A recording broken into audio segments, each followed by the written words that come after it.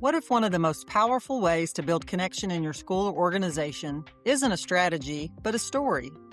Welcome to the Communities of Character podcast. I'm Jennifer Hogan, former high school principal and current senior character coach at Hope Institute.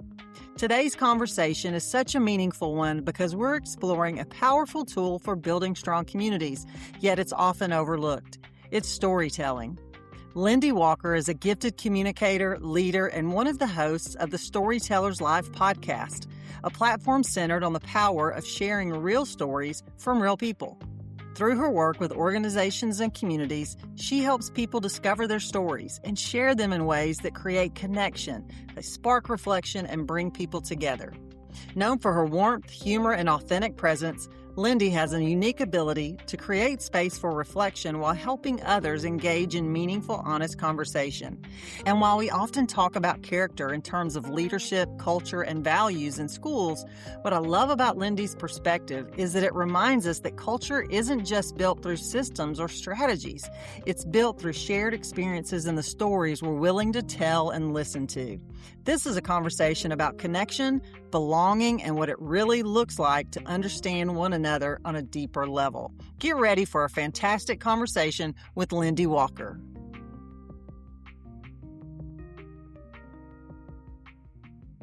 Lindy, we are really excited to have you on today because this is a conversation that we just really haven't explored on the podcast yet. But it connects so naturally to everything we believe about culture and community. And you spend a lot of your time around stories, like listening to them and sharing them and creating space for them. So I really want to start simple. At a very basic level, why do you think stories are so powerful in bringing people together? Well, first of all, I'm so excited to be here. I think a lot of what the Hope Institute's doing and what you guys are, where the people y'all are reaching through this podcast. But, I think stories resonate. We have a little saying at Storytellers that facts fade, but stories stick. And I think, facts give people information, but stories are, I think, because feelings are shared, then that is how people are connected. And I think we as people are most inspired by other people. And so anytime that we can kind of take off our mask and have that vulnerability shared, I think it just automatically creates connection. I love that. The facts fade, but the stories stick. We're all about community and making connections, and it's so important in schools and the work that we do because they're all grounded in relationships, and we have to make those connections. So I'm just really excited about our conversation today that we're going to have about telling stories and listening to stories. Yeah, I love the idea about connection because you can have all the facts in the world, but if people don't feel connected to it, then it doesn't really go anywhere. So let's go there. In schools and organizations, people often feel disconnected or unseen. So how can storytelling help build a stronger sense of belonging within a community? Well, in our ministry and what we do, I think it's because we have live gatherings in people's homes all across the country. And immediately that is a non-intimidating environment. And so I think just stories from the get-go are, hey, come with me and listen to a story. Right. And so there's very little that's intimidating about that. It's not like you're going to go listen to, a bunch of facts presented or anything. You're listening to someone else's experience. And, we say that you can debate theology, but you can't debate someone's experience. And I think that's very true. We may have secondary, primary, tertiary levels of disagreement on policy, on how to handle a certain situation. But if I'm listening to your personal experience, then I'm just drawn into maybe what I can learn from it, maybe what you felt as you went through this experience or your trial. So I think stories create just automatically a non-threatening environment.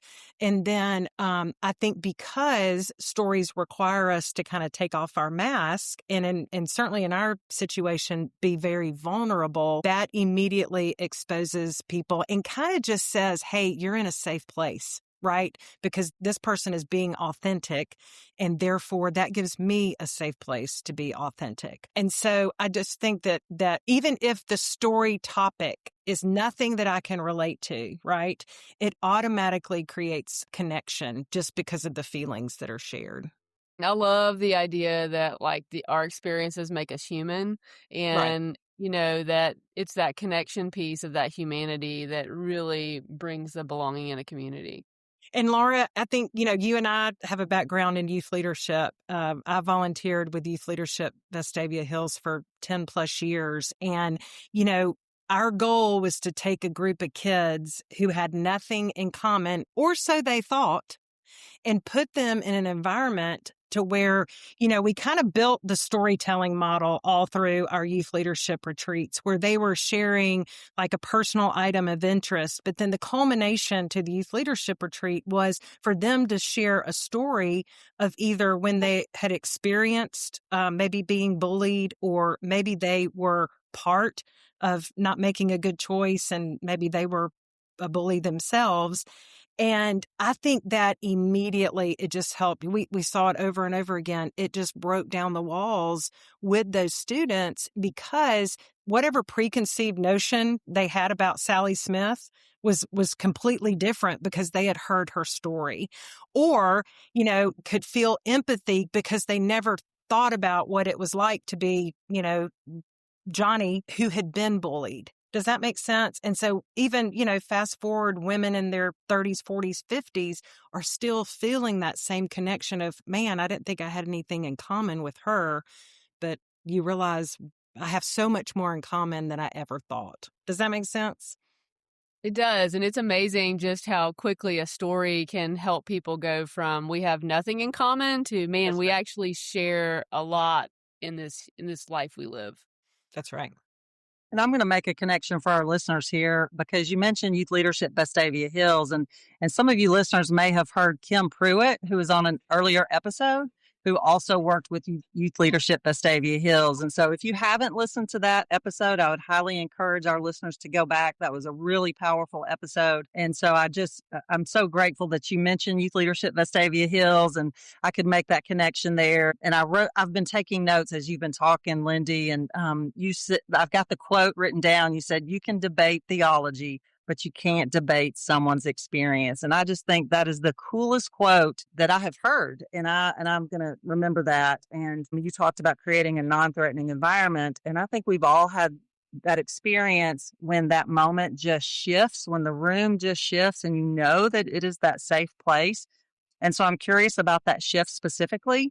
So what have you noticed happens in a room when someone shares a personal or authentic story? Like, how does it change the way people see one another? You talked about finding things in common. What else could you share about that? Well, we are purposeful in our tagline because our tagline is very simple. It's everyday women sharing stories of faith. And so everyday women is important because we want everybody to know from the get-go there's common ground here, right? We're all just everyday people. And I think that would certainly translate into a school setting or a classroom as well.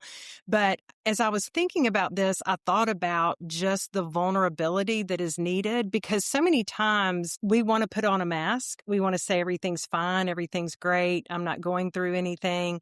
When in reality, and this was the genesis of how Storytellers Live was founded, is our founder, Robin Cowan, actually grew up in Vestavia and was seeing people at the ballpark and at the grocery store and, thinking she knew them. And she just felt a loss of community in her own small town, right? And in the town that she grew up in. And, she just was like, what would it be like if we gathered women and they told about a significant time in their life, right? It had a huge response. Like the first Friday that she put out the call, there were 70 women in the room. Now, I often say that we are just naturally nosy creatures, right? And we want to hear what's going on with everybody. But I think it's so much more than that. And it goes back to vulnerability, which, the Latin word for vulnerable comes from wound. And so when we're vulnerable, we're actually exposing the wound. We're actually sharing our wound with someone else. And so again, the more authentic we are with each other, the more it completely transforms the space.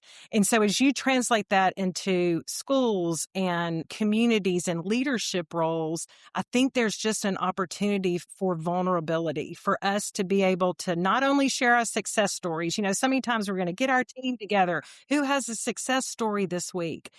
Well, who has a failure story? How about tell me, what was the worst part of your past month? And how did it go for you, and how'd you handle it? So again, I think there's a huge connection point with just being vulnerable. And we see it over and over again because people who think, oh, I don't really have anything in common, or I can't learn from XYZ topic, right? Like, I personally have never been through infertility, but listening to a story about someone go through infertility, I might learn about perseverance. So the topic is not what's important to be able to establish community. It's what's being shared. Man, I love that. And just the idea of everyday women, that just stands out so much. And it's just a great reminder that it's not something extraordinary. It's just everyday people coming together and being honest and vulnerable with each other. That's pretty powerful. Well, I was actually speaking at a retreat this past February, and we were in a large group setting, and we were doing a workshop with about 50 people who were learning to write their story. And so we were kind of doing a guided workshop, and these two women came up to me afterwards, and they were so excited, and they said, "You won't believe this, but we've been in a small group setting with each other for a year, and we never knew that both of us have been through breast cancer." And I was like, "You're kidding." And so they were so excited just to share that deeper connection, that even though they had been meeting with each other every week, they never knew that. And you could tell it was already taken their relationship to the next level. So you That's just awesome. never know. Yeah, it's interesting that you say that even about a small group, because I think often in leadership there's this pressure to show up as polished and put together. But as you mentioned, it's that vulnerability piece that really is the thing that connects us. So thinking about leaders specifically, how can school leaders or organizational leaders use storytelling as a leadership tool, not in a performative way, but in a way that actually does build trust? It's interesting, Laura, that you're phrasing that not in a performative way, because it reminds me that at Storytellers, we always say you share stories with intention, not for attention. And so let's talk about how leaders can use stories intentionally. I think that first and foremost, as I mentioned before, create an environment where people, especially new to your team, could have that safe place to share stories of failure. You know what? I feel like I've gotten something wrong. How can I learn from this? How have you learned from that? I think so many times, as I said, as leaders, we want to share those success stories. We want to inspire others. But if we can share from a place of authenticity, what's part of your leadership story that was a failure, and how did you learn from it, and what did you experience going through that? Especially those newer team members, those new teachers, maybe those new students, they could also share that, because if we're not modeling that as leaders, when we are transparent, we kind of open the floor for humility and honesty. And if that doesn't create safety in a team setting, I don't know what else would. I love the idea of transparency. I read something recently that said, failure can make us bitter or wise. We get to choose. And I think you're so right that in that transparency and willingness to just open up with intention, not for attention, it's really an important way to build trust on a team. And everything that you said aligns so closely to the things that we talk about here. And we have said repeatedly in many, many episodes that modeling the values that we want to see is so important. We talk about things like empathy, responsibility, respect. Sometimes those can be at the surface level, though. So how do stories help people move from just hearing about those values to actually feeling them and internalizing them? I mean, it's kind of the old adage, or there's a quote by John Wooden that said the most powerful leadership tool you have is your own personal experience. And so sharing that personal experience in a way, I can tell you all day the elementary definition of integrity is, I'm going to do the right thing when people aren't looking. But if you actually see me doing that, like you're saying, we say model the character. Okay, well, how can we model the character? How can you actually see that in action?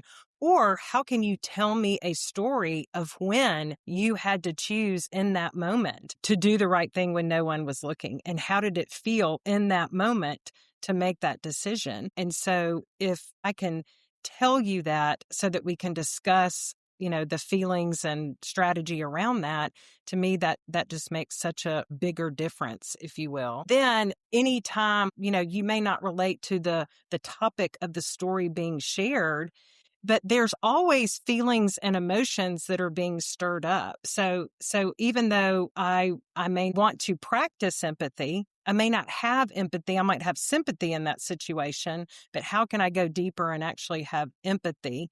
And then I think about a storyteller we just recorded a couple of weeks ago named Jennifer from Atlanta, and she shared a story about caring for her mother-in-law with Alzheimer's. Well, as I listened to that story, I just had so much respect for her, because I know in where I am right now personally in my life, I don't know I would have the capacity for that. And so just being able to, not automatically sit back and say, oh, she's so much better than I am, but just, wow, what does that feel like to just be at that place where you're like, yes, this is what I'm called to do. So I think there, as far as like values and being able to see character in others, I mean, storytelling is basic to that. I'll be sure to link the website to Storytellers Live in our show notes so our listeners can catch that episode that you're talking about. Yeah. And I think that you've made a really powerful distinction. It's the difference between just knowing something, hearing about something, and then actually experiencing and sharing that experience with others. That's really moving and very powerful. So I appreciate that distinction. I think that's where stories really do something that nothing else can. So I'd love to make it a little more personal. I know you've shared this one story, but could you share another example of a time when hearing someone else's story shifted your perspective or deepened your understanding of something? So we have over 300 episodes. I don't even know how many stories have been recorded, but I will say two things. I will say that this whole entire experience of just being involved in this ministry and having the ability to listen to so many women from around the country, listen to their personal stories. Like, I grew up in a very conservative environment. I grew up, went to college, came back, moved back to the town I grew up in, just like most of us do, right? In the South, that's very common. I would tell you that my perspective was very narrow. And this has opened my eyes greatly that not everybody grows up the way that you grow up. Not everybody has the same background in parenting, in demographic, in faith. We all know that at our core, right? I mean, if any of us define ourselves as a leader, we know it. But until you experience it, I never realized just what a big hat of judgment I had on. And so being just exposed to so many different people from different walks of life has just been incredible. It really has been incredible. There is a story of a woman, this has just blown me away, who shared her story from Statesboro, Georgia, of her spouse walking through alcoholism. And he subsequently died. And there was a woman who wrote to us from Tulsa, Oklahoma, who said that because of her husband's alcoholism, they had to leave the town that they had raised their family in. They had older children, high school, early college, and she felt very lonely after she moved. And she just was like, please give me someone that could walk through this with me. And she remembered that someone had been talking about the podcast, the Storytellers Live podcast. And she came across the episode from the woman in Georgia who told the story about her husband. A positive of social media, she was able to reach out to her directly. These two women connected over Facebook Messenger. And the long story short of it is that Hope in Georgia ended up being a person that worked at the treatment center that this lady from Tulsa's husband agreed to go to. And she flew out there and met this woman to help him through his intake into rehabilitation. And I was so impacted by that story just because you never know how your story is going to affect someone. But then also, like, just having capability to walk alongside someone else. We've seen that over and over again. And so I think one thing that has changed my perspective is just seeing that in so many times, like, we have the ability to just kind of link arms with someone or show them empathy or follow up with someone that you say, hey, I'm going to call you and let's get together for lunch. Well, actually do it, right? So we have the ability to connect with other people and walk alongside them if we choose to do it. So I feel like this whole experience and getting to see just the ripple effects of stories, we even saw that again, relating it back to youth leadership. We saw that in youth leadership, just the ripple effect of kids kind of breaking down those walls, taking off those masks and being a little more real with each other. The ripple effect was really powerful. Yeah, the idea that stories help us take off that hat of judgment, that's such a needed perspective. It really lends itself to empathy, compassion. As Jennifer said, those things that we talk about over and over on our podcast. And that's certainly needed in schools and organizations all over our country. Well, and thinking, like, oh, I know, I know Laura. We work together. I see her every day in the hall. But you don't really know what's going on with Laura. You don't really know what's going on in her four walls. And so just being able to kind of see different perspectives in that arena, I think is huge. Absolutely. And, in schools, we're constantly interacting with people whose experiences are different from ours. When I was at Hoover High School, something that we were so proud of and thought were so important to our identity as a school was our diversity. That's right. Very diverse school with lots of backgrounds and experiences. And so everything that you're talking about is just so important, taking off that hat of judgment. I want to build a little bit on that and ask you, have you seen storytelling help people reframe difficult experiences or even find meaning in something that was hard? Absolutely. Yes, I think the power of story that we have seen in being able to share is just the connection that it has allowed other women to make with each other. Certainly in our community, in just our small community, over and over again, women are reaching out over, whether it's the loss of a child, the loss of a spouse, whatever the topic is, people are kind of connecting over that topic because it is almost the positive Me Too of like, oh my gosh, I had no idea. Like the two women with breast cancer, I had no idea that was your story too. And so, especially in addiction cases, we've seen more and more people connecting so that they can support each other, so that they can learn from each other. I would think that would translate into a school or community setting of education in that, people with those shared experiences could support each other and connect with each other and walk alongside each other. Oh, yeah, that's so good.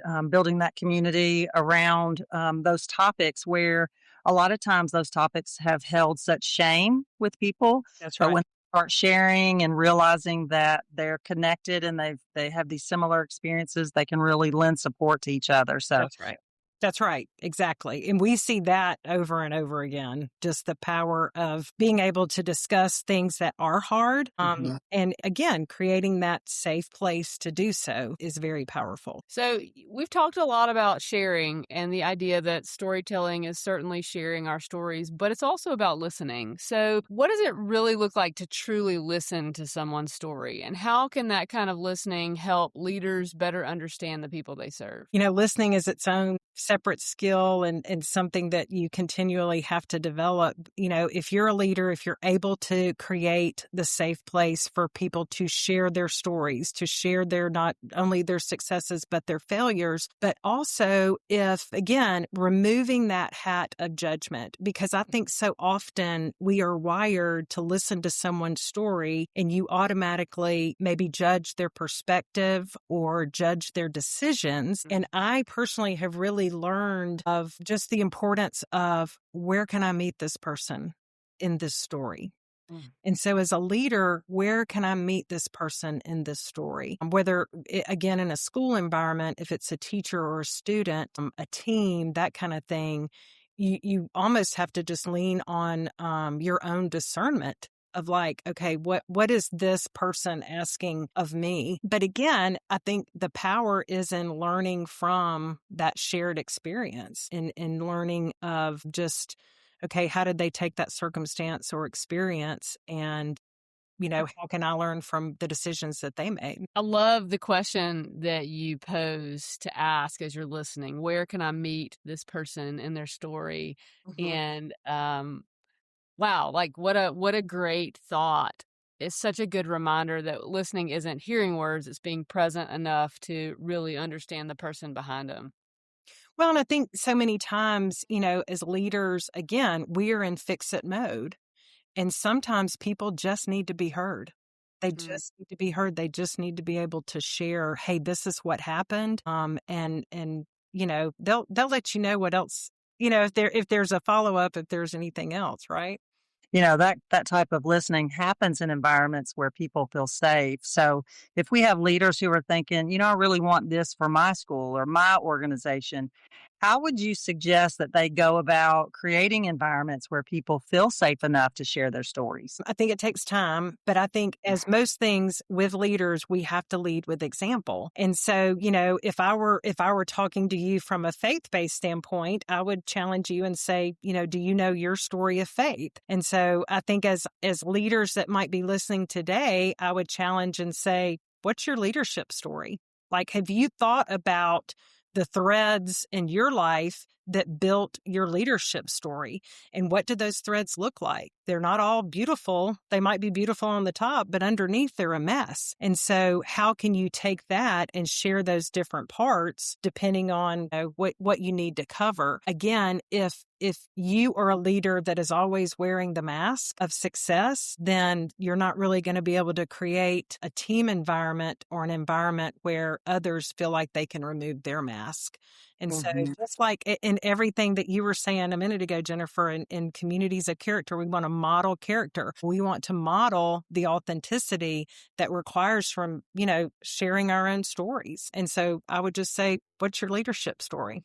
And that's just so practical. Leaders model first and then creating that sense of safety through their own openness. That's right. That's right. It's really not rocket science. But it's interesting as I look back, even preparing for this interview, I thought about, it's so cool that I spent 10 years volunteering for an organization that helped students tell their stories. Now, they were very specific stories around bullying, which was a huge impact. And now I'm in a ministry that allows women to share their stories so that others can learn and grow from them.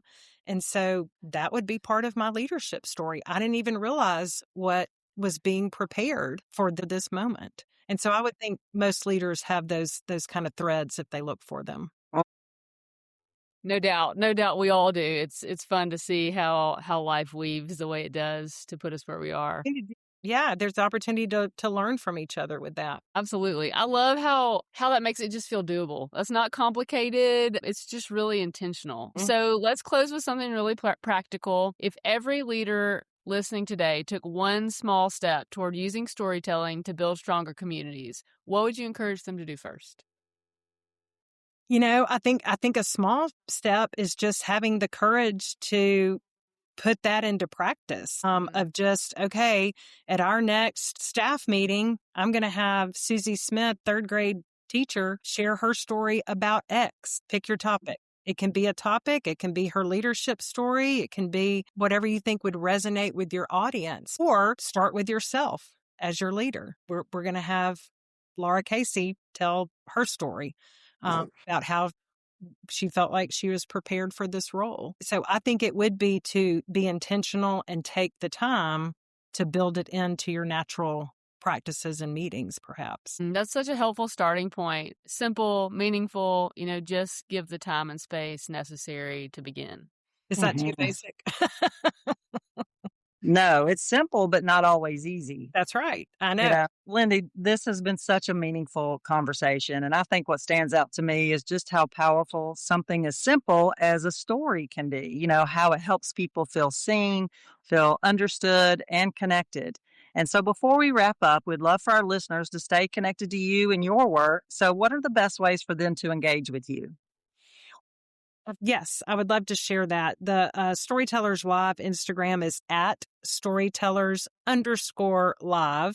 You can also find us on Facebook as well as our website of storytellerslive.org. If you visit our website, all of our podcast episodes are listed there. And if you want to email me personally, I would love to hear your story. I am at lindywalker0@gmail.com. Awesome. Well, I'll be sure to include your information in the show notes so our listeners will be able to reach out to you or check out the Storytellers Live website.